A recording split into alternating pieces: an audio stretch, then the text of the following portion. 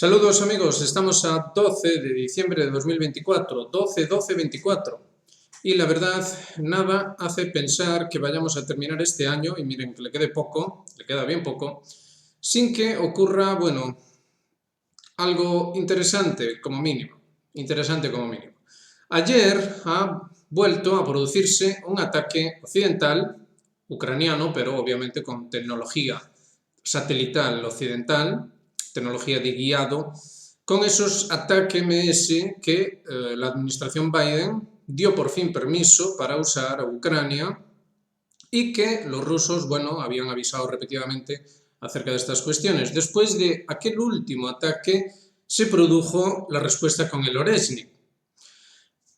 También se dijo, el propio Putin lo dijo, que en caso de continuar en esa línea, bueno, pues responderían más fuerte, aunque eso sí, avisarían para que no hubiese víctimas civiles.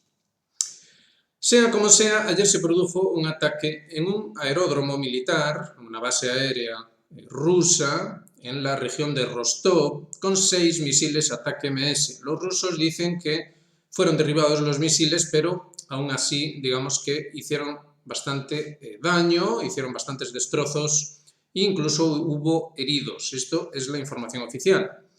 Rápidamente el Ministerio Ruso de Defensa se ha apresurado a decir que habrá respuesta y hace unos minutos salía Peskov confirmando esto y diciendo que sí, que efectivamente habrá una respuesta al ataque de ayer. La verdad, en el juicio del propio Larry Johnson, el analista estadounidense, es necesario que se produzca tal respuesta. Si no se produce tal respuesta, él especula con que los estadounidenses entenderán, comprenderán, que Rusia sencillamente es débil y obviamente subirán la apuesta, es decir, el siguiente ataque será mucho peor. También hay que tener en consideración lo que ha ocurrido en Siria. Esto, digamos, que ha sacudido el mundo entero, esa caída de Siria, esa caída fulminante, ese colapso fulminante que ayer mismo fue, bueno, señalado por parte del Ayatollah Khamenei como obra de Estados Unidos e Israel. Un Israel que esta misma mañana veíamos las imágenes de cómo bombardeaba también las infraestructuras ferroviarias del país de Siria. Ya habían bombardeado, en concreto en Latakia, el puerto, lo que era la flota, la armada siria. La verdad es que fue un destrozo espectacular, no se había visto un bombardeo así, al menos desde la guerra del Golfo. Sea como sea, no está causando revuelo a nivel internacional, eso debería llamar la atención, y ahora se han puesto manos a la obra con la infraestructura ferroviaria, también en Latakia. Veremos si también en otros lugares. Por lo demás, siguen haciendo avances.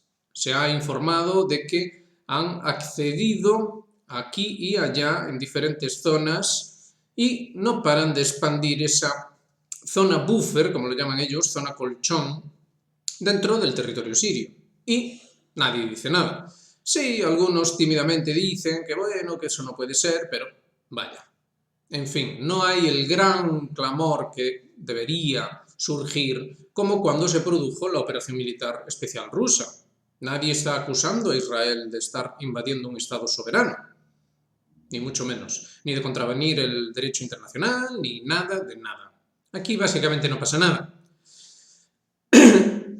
Eso sí, algunos elementos del ejército árabe sirio han salido y han hecho declaraciones públicas acerca de su intención de continuar la lucha. Eso sí, obviamente ahora no respaldando a sus antiguos jefes, los cuales han sido, bueno, como mínimo muy criticados por ellos, sino que básicamente dicen luchar por Siria, así sin más. Obviamente son soldados experimentados, especialmente en esa guerra contra el ISIS, con lo cual es de suponer que va a ser un factor dentro de la compleja ecuación siria. Pero insistimos, ahora la atención está en esa respuesta rusa y obviamente Occidente considera lo ocurrido en Siria como una gran victoria. Justo después de lo ocurrido en Siria hacen otro bombardeo con ataque MS como sondeando. Algunos están insistiendo últimamente en criticar a Putin, a los rusos en general, debido a su extrema prudencia o o incluso cobardía, incluso la catalogan así, en cuanto a no responder con fuerza brutal a la OTAN o Occidente o como sea que lo queramos catalogar. El problema aquí es la cuestión de la guerra mundial y una guerra mundial que obviamente va a tener unas consecuencias devastadoras. Obviamente nadie quiere afrontar semejantes consecuencias. Hay tres factores que valorar aquí. Uno es el imperio. Ojo con el imperio porque acaban de anunciar que, bueno, que los rusos van a responder con un misil Oresnik otra vez en las próximas 48 horas, como dando una señal de que todo está bajo control, vaya, que Rusia va a bombardear pero que aquí no pasa nada. Es decir, seguimos teniendo el control de todo. Pero ha aparecido ayer una noticia extraña en torno a que un congresista se le dio por decir que Irán tiene una nave nodriza y que unos misteriosos y avanzadísimos drones están sobrevolando Estados Unidos, son iraníes, según dice. Hay después otros que dan a entender que podrían ser ovnis, extraterrestres. Así están las cosas en Estados Unidos. El imperio no quiere dar el brazo a torcer.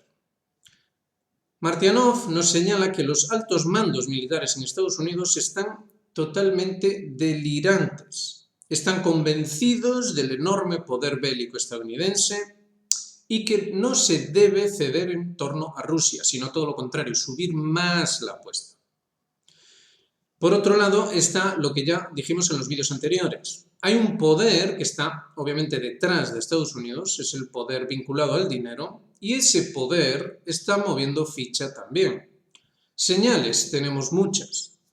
Piensen por un momento la financiación, que ahora ya no es exclusivamente estadounidense, sino financiera sin más, internacional, de Ucrania. Piensen también que Macron actualmente está negociando el envío de un contingente de paz de soldados europeos a Ucrania. Piensen también que todo lo relativo a Siria tuvo esa curiosa característica también de una actividad banquera inusualmente normal.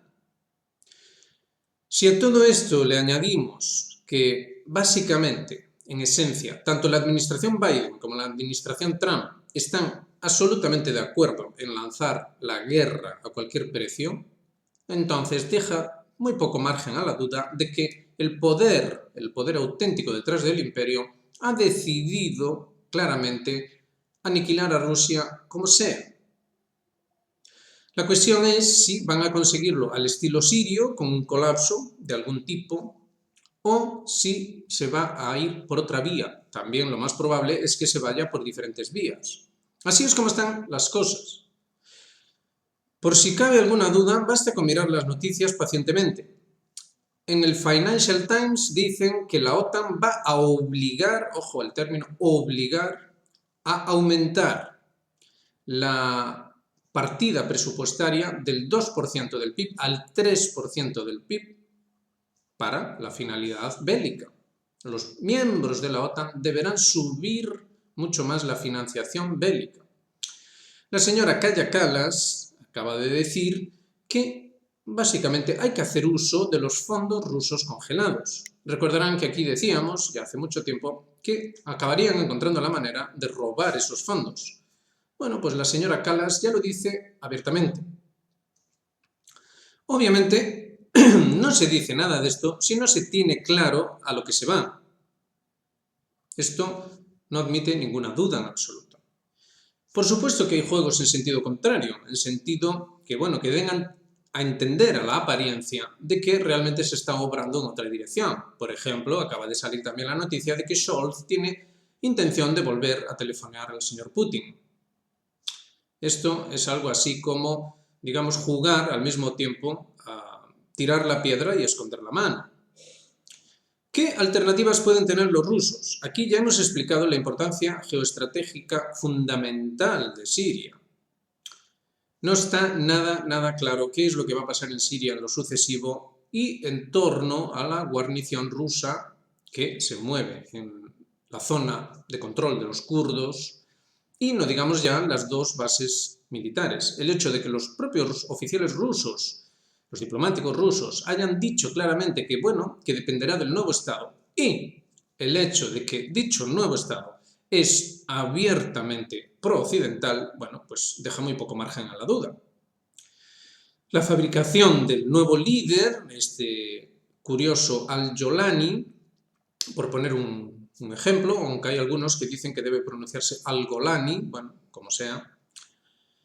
Este nuevo líder, insistimos, parece, veremos si al final lo acaban colocando, pero parece que lo que trata de buscar es esa suerte de post-estado neofeudal, neoislámico, con esas características pro-occidentales, diversity friendly, que obviamente deberían como servir de ejemplo para un eventual proceso análogo en Irán, por ejemplo, o en el propio Irak. Los israelíes en ese sentido ya han sido muy claros.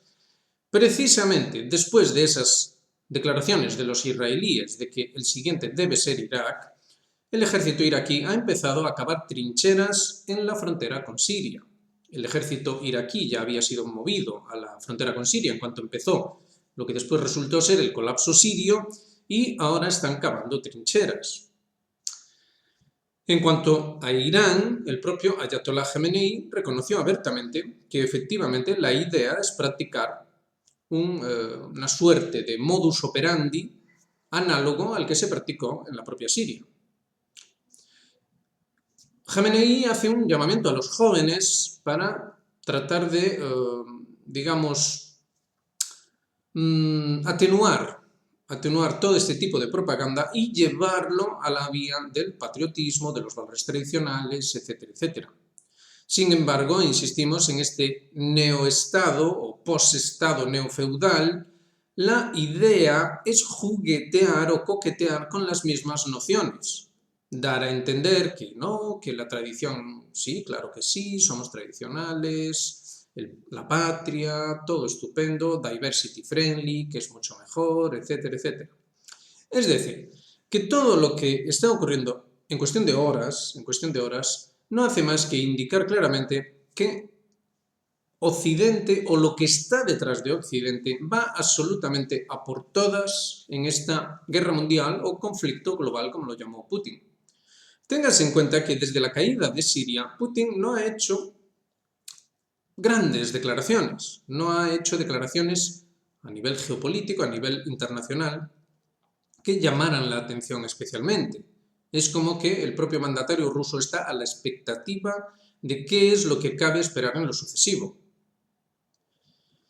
En cuanto a Occidente, en cuanto a Europa, por poner un caso, la pregunta que debería formularse es cómo se supone que a nivel económico, con todo lo que se ha dicho acerca de la importancia de la economía y todo eso, cómo se supone que a nivel económico va a sostenerse todo esto. Incluso el propio Fico, el mandatario eslovaco, ha dicho que lo que se está buscando en Ucrania es una solución parecida a la de Checoslovaquia en 1938. Fíjense, todos son alusiones a guerra mundial, guerra mundial, guerra mundial. Fico estima que es necesario, a su modo de ver, presentarse en la próxima celebración del Día de la Victoria en Rusia. Una referencia clara, obviamente, a la victoria en la Segunda Guerra Mundial. Esa separación o división de Checoslovaquia en 1938 es una de las cosas que en historia se consideran o se tienen en cuenta como causa o acontecimientos que acabaron llevando a la Segunda Guerra Mundial. Ahí también la situación era muy confusa, como lo está siendo ahora. Es decir, no era tan simple como que Alemania había agredido sin más. Había muchísimos más elementos y el poder detrás del imperio también funcionaba en ese sentido. De hecho, en la Primera Guerra Mundial, el evento que llevó a la entrada de Estados Unidos en la guerra fue un misterioso asunto con el buque Lusitania, supuestamente hundido por los alemanes. Y en la Segunda Guerra Mundial, ya lo saben, la cosa fue en Pearl Harbor, donde también hay muchas preguntas, y la vinculación con ese Japón que ahora también está en el ojo de mira. Recuerden lo que analizábamos aquí acerca de ese nuevo gobierno en Japón y intención de mirar con otros ojos el militarismo japonés que llevó a la Segunda Guerra Mundial. Por lo demás, en Corea del Sur la cosa todavía no está tranquila. Parece que el golpe ha fracasado, sin embargo, el presidente sigue ahí y veremos también qué es lo que cabe esperar en lo sucesivo. Recuerden que había quedado aplazado sine die el posicionamiento de misiles con cabezas nucleares en Corea del Sur. Los rusos también habían avisado en ese sentido. Lo que intentamos decir aquí no se trata de meter miedo ni cosas así por el estilo. Lo que tratamos de decir aquí es que está ocurriendo todo de forma análoga a como había ocurrido en anteriores guerras, particularmente la Segunda Guerra Mundial. Es decir, todos parecen interesados en ir a la guerra, menos precisamente los rusos, tal y como había pasado en la Segunda Guerra Mundial. Los rusos no tenían ningún interés, en particular los soviéticos, en ir a ninguna guerra mundial y, de hecho, hicieron esfuerzos para tratar de evitarla. Ahora está pasando exactamente lo mismo. Ocurrirá también una gran tragedia, una gran desgracia en Rusia debido a esta decisión absoluta por parte de los poderes que están detrás de Occidente de ir a la guerra a cualquier precio. Aquí llevamos diciendo todo este tiempo que esa es la única estrategia occidental, la única. La destrucción de Rusia para hacerse con el corazón del mundo, con la isla del mundo. Es decir, una vieja idea, una vieja noción que de hecho tiene caracteres contratradicionales. No sabemos si aún tenemos por aquí el mapa, pero si lo tenemos, ahí está. Eso es la isla del mundo, pero vista de manera simbólica, según un mapa medieval, en el cual lo que se ven ahí son los continentes que configuran eso que se ha dado en llamar isla del mundo según la teoría de Mackinder. Ahí está Europa, por raro que pueda parecer, África y Asia, toda ella. Y más allá de ese anillo marítimo estarían las tierras desconocidas, entre comillas, como América y Australia. Visto de la otra manera, tenemos aquí otro mapa en el cual también se ve esa isla del mundo, más o menos, y lo tienen, y también rodeada por un anillo de agua, por así decir. La estrategia sigue siendo la misma y van absolutamente a por ella debido a las características intrínsecas de la propia modernidad o proyecto moderno. El proyecto moderno nace como siendo abiertamente contrario a la tradición, nace como contradicción a lo que de hecho denominaban antiguo régimen, lo antiguo. Sin embargo, tenía características contratradicionales, no tradicionales, sino contrarias a la tradición, pero que hacen llamada a la tradición, es decir, llamado al antiguo, al origen, por ejemplo, en esa búsqueda por el origen de la vida o esa búsqueda por el origen del universo. Es decir, traducción rápida, es una guerra contra Dios o contra la noción de trascendencia. Esto lleva a que el propio proyecto en sí mismo no tenga ningún sentido si no se plantea de este modo. Y planteado de este modo, necesita alcanzar los mismos objetivos que los imperios tradicionales, es decir, las civilizaciones tradicionales. Y esos objetivos eran universales. Pero debido a que el proyecto moderno es contratradicional, digamos que el objetivo debe ser necesariamente contrauniversal, es decir, no universal tal y como se entendía en la tradición, sino universal entendido de una forma nueva. Entonces, en la diferencia entre esos mapas, estriba también la diferencia entre las concepciones de las cosas. Digamos que el universal tradicional es de corte trascendente, mientras que el universal moderno es de corte literal. Entonces, cuando tratan de conquistar el universo, es decir, cuando tratan de llegar al origen del universo, lo comprenden de una forma literal. Entonces es necesario hacerse con todo. Y es necesario acabar con el archienemigo, que es toda noción de tradición. Es decir, toda memoria, toda referencia a lo que fue la tradición. Esto es el telón de fondo de este actual conflicto. Algunos seguirán insistiendo que se trata de economía, de que se trata de intereses económicos, por los recursos, cuestiones políticas, cuestiones incluso ideológicas, pero lo cierto es que nada de eso encaja. Tenemos una división del mundo en dos bloques, uno muy homogéneo, el occidental, y otro heterogéneo. Y dentro de esa heterogeneidad hay grandes diferencias, de hecho, pero lo que les une es la persecución de la identidad. Y por eso es tan importante lo que se está haciendo ahora mismo en Siria. Porque lo que se pretende en la nueva Siria es que no tenga la identidad tradicional siria, sino algo, insistimos, nuevo. Algo nuevo, pero que conecte con esa idea tradicional. Esto quieren exportarlo, y parece que los iraníes se han dado cuenta, a Irán, para hacerse con Irán. Y obviamente van a querer exportarlo a los demás enemigos, es decir, aquellos que no están dispuestos a aceptar este planteamiento nuevo, contratradicional. Este es el quid de la cuestión. Entonces, veremos qué es lo que hacen los rusos. Se les está reprochando mucho el no atacar con rudeza, pero la verdad, parece que eso es exactamente lo que quiere Occidente. Que los rusos actúen de manera sobredimensionada para tener un nuevo Pearl Harbor. Esto es realmente lo que parece. Entonces es cuando moverán todas sus armas de destrucción masiva, que también las tienen, como han demostrado, en Siria.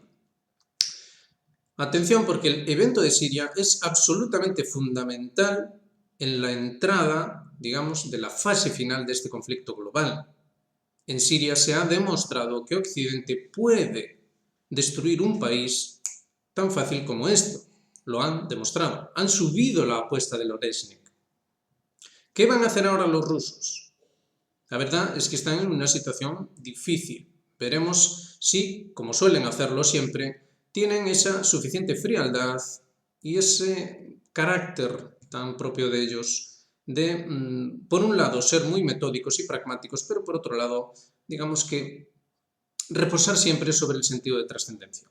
Veremos si son capaces de mantener la apuesta, porque obviamente eso también dependerá mucho de la posición de China. Obviamente China necesita a Rusia y Rusia necesita a China. Irán es la gran incógnita. A ver qué es lo que va a pasar con Irán en lo sucesivo. Deberían, eso es lo que parece, deberían de alguna manera tratar de erosionar o boicotear ese nuevo Estado sirio.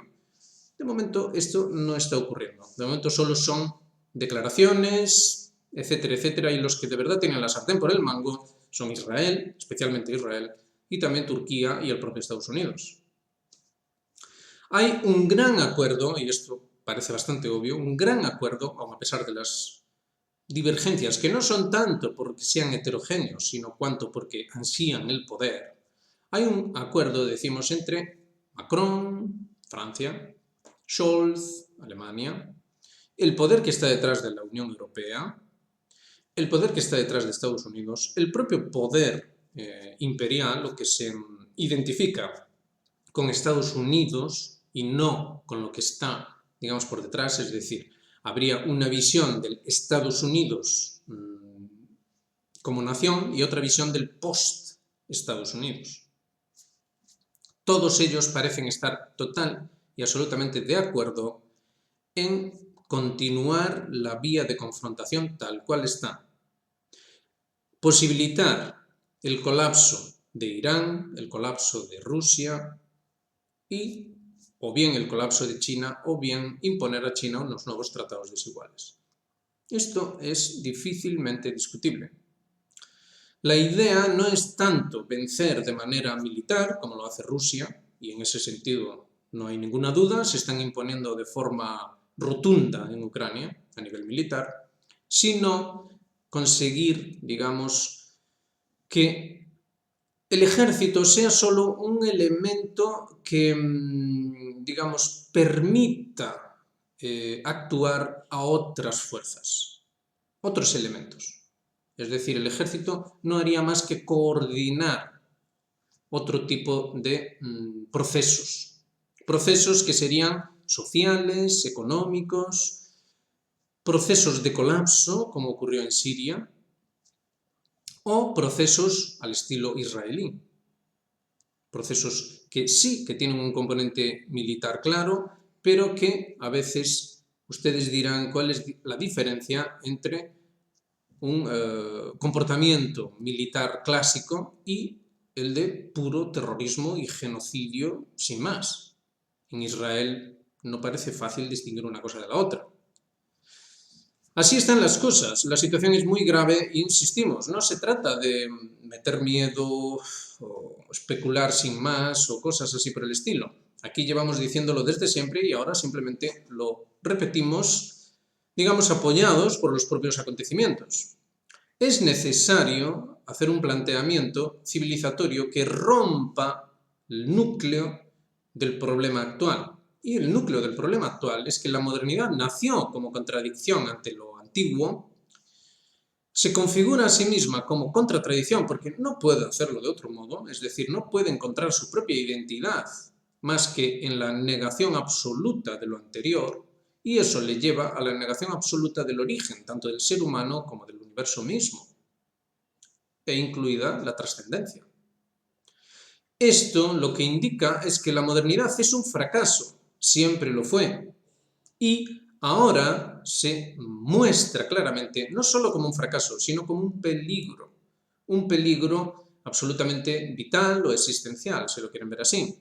Es decir, tanto si gana esta guerra, este conflicto global, como si lo pierde, el resultado es el desastre.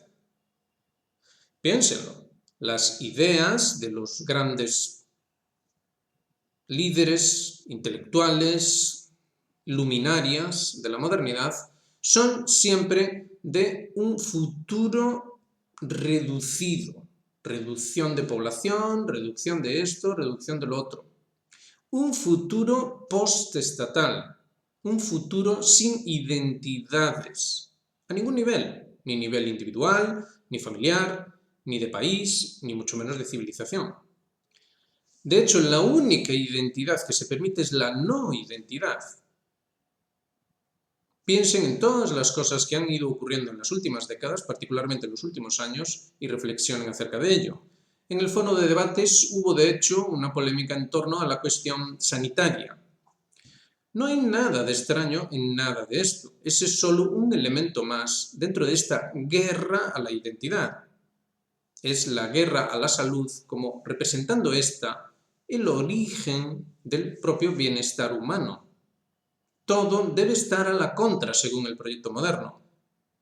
No hay forma en la que la modernidad por sí misma, aunque gane totalmente la guerra, no pueda llevar más que al absoluto desastre, porque digamos que está en su propia configuración interna, en su propia identidad.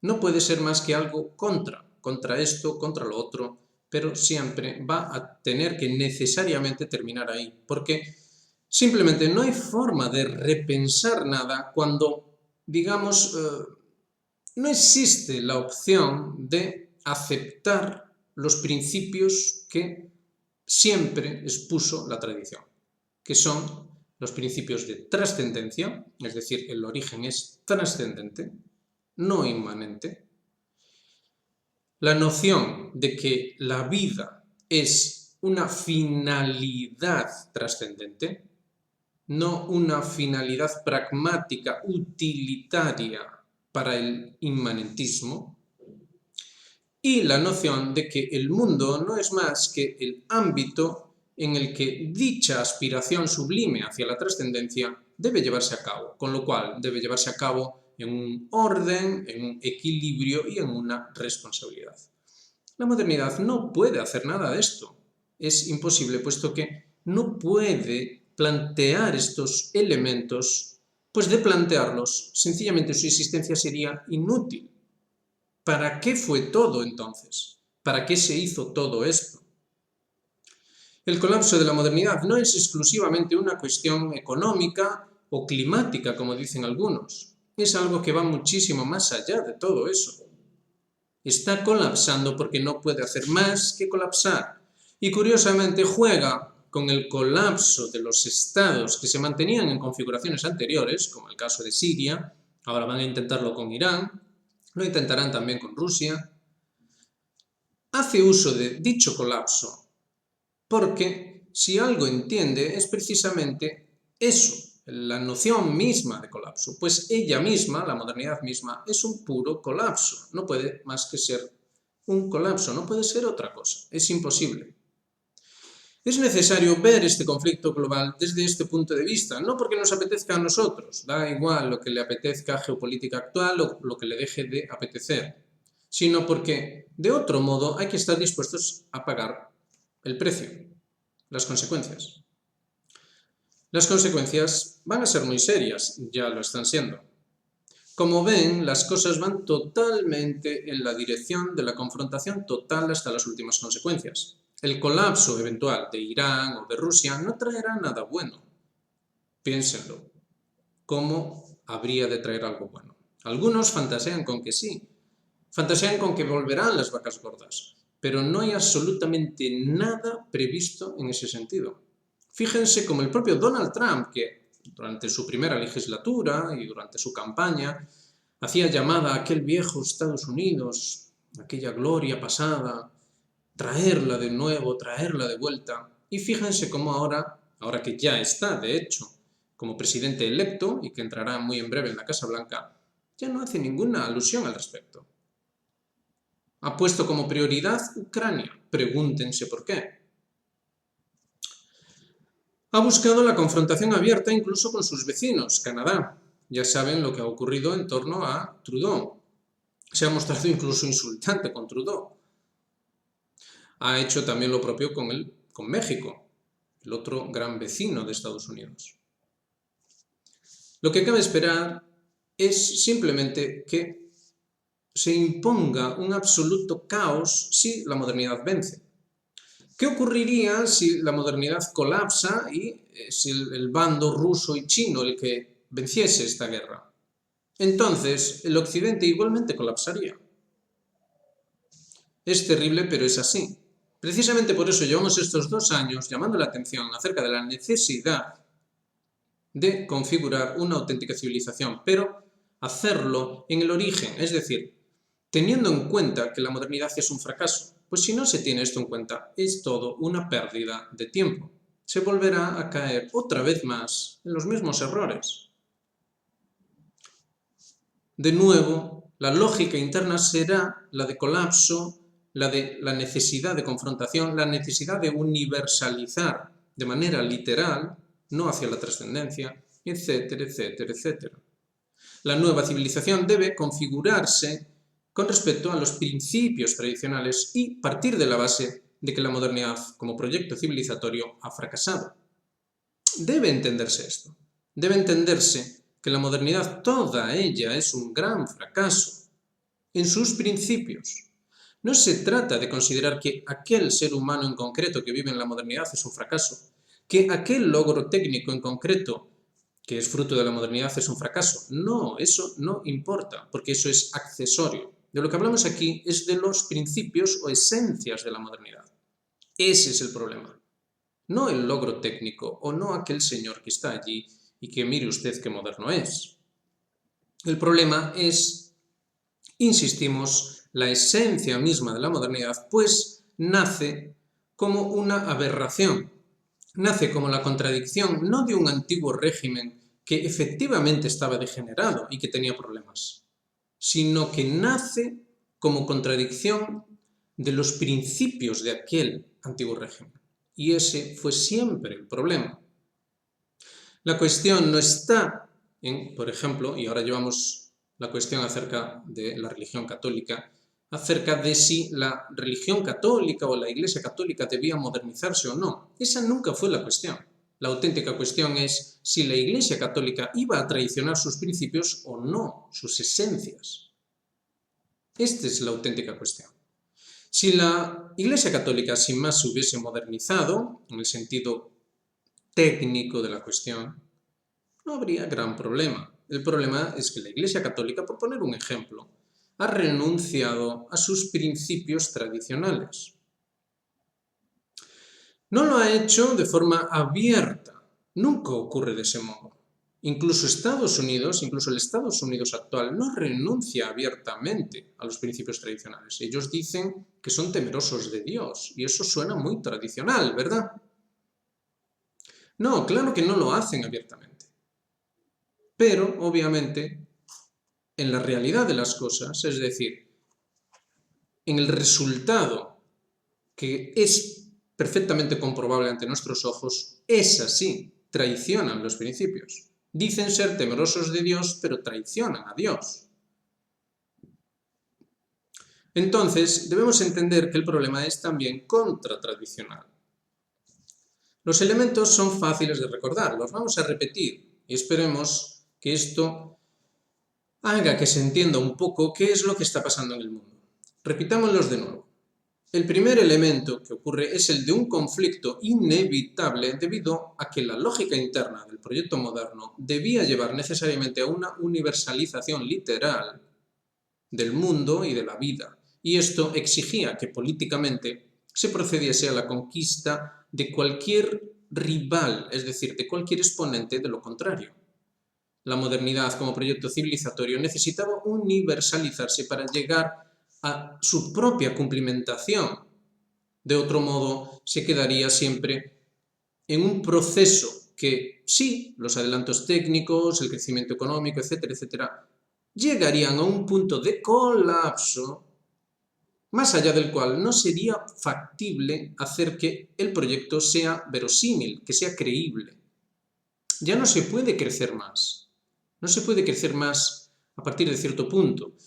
Las sociedades occidentales han llegado incluso al colapso más preocupante de todos, el colapso de la natalidad. Es decir, no tiene tiempo, Occidente no tiene tiempo. Eso es el primer elemento, ¿vale? La universalización. Entonces, en ese sentido, solo se podía llegar a otra guerra mundial, no había otra forma. Bueno, la otra forma sería que todos los demás exponentes se rindieran sin más, pero tal cosa no ocurrió, no está ocurriendo. El segundo elemento es el fracaso moderno. Hay que entender que la modernidad no es un fracaso en sus elementos externos, como por ejemplo esto que estamos haciendo ahora aquí. Estamos hablando a través de una tecnología y eso no es ningún fracaso, no hay ningún problema con eso.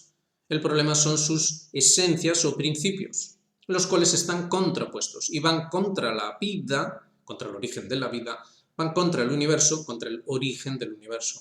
Fíjense que de hecho ahora mismo se está traicionando incluso aquellos aspectos que eran, o se suponía que eran tan característicos de la modernidad, como la ciencia. Está siendo claramente traicionada. Fíjense cómo el imperio estadounidense ya no es puntero a nivel científico. Esto es bien significativo. Moléstense ustedes en mirar las últimas novedades en el mundo chino, en el mundo ruso, y bueno, les quedará todo esto bien claro. Entonces, la modernidad fracasa en sus principios. Insistimos, volvemos a repetirlo para que quede bien claro. El primer elemento es el de la universalización, que solo podía llevar a la guerra. El segundo elemento es el fracaso moderno en sus principios. No hay solución. Y el tercer elemento es el elemento contratradicional. Es decir, obviamente la modernidad va a tener que hacer referencia a los principios, pero obviamente va a tener que hacerlo a la inversa. Necesita hacerlo en la contra, porque de otro modo entraría en contradicción consigo misma, con lo cual colapsaría sin más. Lo que le da coherencia al proyecto es su elemento contratradicional, es decir, necesita postular un origen contrario al verdadero origen, tanto en la vida como en el cosmos, como en el universo, o como sea que lo quieran ustedes llamar. Obviamente, esto no puede más que resultar en el suicidio. Todo esto que acabamos de decir no es más que la definición misma del suicidio. ¿Por qué, aparte de la cuestión de la natalidad, las cifras de suicidio son tan espantosamente altas en Occidente? Porque esto ocurre a todos los niveles. No es solo una cuestión geopolítica, es también una cuestión individual. Es una cuestión personal de las personas, vaya, de los individuos. Sencillamente, no se consigue la felicidad en el planteamiento moderno. Y es obvio puesto que va en contra del origen mismo de la felicidad. La felicidad obviamente es algo natural, por naturaleza. La felicidad es algo que se produce de forma espontánea. Simplemente hay que, volvemos a repetirlo, evitar la universalización al revés, es decir, la universalización literal. Hay que dejar abierta la puerta a la trascendencia. No todos acceden a la trascendencia, no todos tienen por qué hacerlo, pero sí debe dejarse abierta la puerta. puesto que cada cual tomará lo que sea que necesite de esa trascendencia. El segundo elemento, el fracaso en los principios. No hay forma de alcanzar la felicidad si no se tienen principios. Piénsenlo, a cualquier nivel, también a un nivel individual o de virtudes o como sea que lo quieran plantear. Y no se puede tampoco alcanzar la felicidad en la contra, llevando la contradicción a todo. Sencillamente es imposible. Lo que sí que se puede conseguir con estos tres elementos, eso sí, es la depresión y eventualmente el suicidio. Pues llega un momento en el que compensa más estar muerto, ¿verdad? Y no tener que sufrir todas estas cosas. Esto que estamos haciendo es una llamada de atención y una traducción a otras palabras, esperemos que más comprensibles, de lo que es básicamente el signo de Jonás, que es lo que, bueno, hemos dicho aquí abiertamente que es nuestra labor. ¿Hacemos un análisis geopolítico tal y como se suele entender eso? Claro que sí. Bueno, pueden ustedes comprobarlo, verán que es un análisis serio, pero pretendemos ir mucho más allá, no por nada, sino por la simple razón de que es necesario ir mucho más allá, pues de otro modo uno se queda dando círculos, digamos, siempre en procesos que no llevan a ningún lado. Pensamiento circular, si lo quieren llamar así. En ese sentido, el signo de Jonás, tal y como lo planteaba la tradición cristiana, no era más que una llamada de atención acerca de este proceso, porque esta cosa, esta modernidad, este llevar la contra en todo, era una cosa que era previsible, de hecho fue prevista por aquellos que entendían la ciencia, aquellos que entendían la filosofía, aquellos que entendían la teología. Fíjense otra vez tres elementos: teología, ciencia, filosofía. En cuanto a la teología, tiene que ver con el primer elemento que hemos dicho aquí. Es esa cuestión de la universalización al revés, el no dejar abierta la puerta a la trascendencia. En cuanto a la ciencia, tiene que ver con ese otro elemento que decíamos de los principios, de cómo la modernidad había fracasado en sus principios, no en sus logros técnicos, sino en sus principios. Y de hecho, la ciencia actual está haciendo aguas precisamente ahí. Muchos científicos serios, menos mal que quedan algunos, están siendo perfectamente conscientes de que es precisamente en los principios donde el planteamiento, digamos que, carece de base. Aunque los axiomas que van más allá del planteamiento de base estén correctos, si la base es incorrecta, va a llevar a una conclusión incorrecta. Esto sería el ámbito ciencia. Y en cuanto al ámbito filosofía, sería el último, la cuestión de la contra. Es decir, es una cuestión de responsabilidad tener mucho cuidado de no ir a la contra, por la simple razón de que en caso de ir a la contra, lo único que se va a encontrar es la depresión y la muerte. A nosotros nos parece que esto que estamos diciendo es perfectamente comprensible y si ustedes son razonables, bueno, estarán de acuerdo en que esto es precisamente lo que está mal en el mundo, lo que está ocurriendo. Esta configuración tripartita que acabamos de hacer ahora mismo es de un papa, en realidad, Alberto Magno, San Alberto Magno. Este papa no era solo sacerdote católico, era también alquimista. Por lo demás, esto es una información bien conocida, aunque no muy aireada. Y este papa decía que no debían mezclarse las cuestiones teológicas con las científicas, con las filosóficas. Las tres eran necesarias, pero no debían mezclarse sencillamente para no embarullar esta cuestión. El hecho de embarullar esta cuestión es lo que impide que se pueda comprender lo que estamos diciendo aquí. Impide que se pueda evitar la cosa que está ocurriendo ahora mismo en el mundo. Insistimos, tanto si Occidente se impone en este conflicto global como si no, el destino de Occidente es funesto a no ser que se comprendan estas cosas y se actúe en consecuencia para configurar una auténtica alternativa. Una alternativa que, digamos que a nivel superficial, tendría más o menos el mismo aspecto, pero a nivel de la esencia o del principio sería opuesto. Básicamente ustedes verían al salir a la calle la misma ciudad, la misma gente, las mismas cosas, pero los principios serían opuestos. La idea no sería ir a una guerra loca, La idea no sería ir a un colapso absurdo a nivel de doctrinas económicas o sociales. La idea simplemente sería recuperar la conexión con el origen. Y de este modo habría una economía, claro que sí, pero sería una economía con sentido, con lógica. Habría una sociedad, desde luego que habría una sociedad, pero sería una sociedad sana. Y habría también una política que cumpliría auténticamente la función de gestionar adecuadamente estos difíciles elementos para que cuajen en un elemento cultural o civilizatorio que básicamente se mostraría al mundo como algo con sus problemas, con sus cosas, con sus características particulares, pero que estaría esencialmente correcto, sería esencialmente correcto, estaría esencialmente bien. Y entonces ya no habría ningún conflicto con ningún otro planteamiento civilizatorio del tipo que fuera. Esto es lo que necesitamos a estas alturas y esperamos que se esté entendiendo correctamente en este vídeo. Lo estamos haciendo con palabras sencillas, pero eso sí atendiendo a lo que de verdad es importante, y lo que de verdad es importante, estarán ustedes de acuerdo, es bien profundo. No es imposible ni mucho menos, pero es necesario renunciar, insistimos, lo decimos una vez más, no es renunciar a las cosas a las que usted está acostumbrado, no es renunciar al teléfono móvil, al automóvil o lo que sea, sino renunciar a los principios que definen este proyecto civilizatorio moderno que, ya lo ven, nos está llevando a una guerra mundial en la cual todo el mundo sabe perfectamente bien que el desarrollo último es potencialmente aniquilatorio para la especie humana. Y, aún así, se sigue en semejante macabro proyecto, en semejante macabro proceso.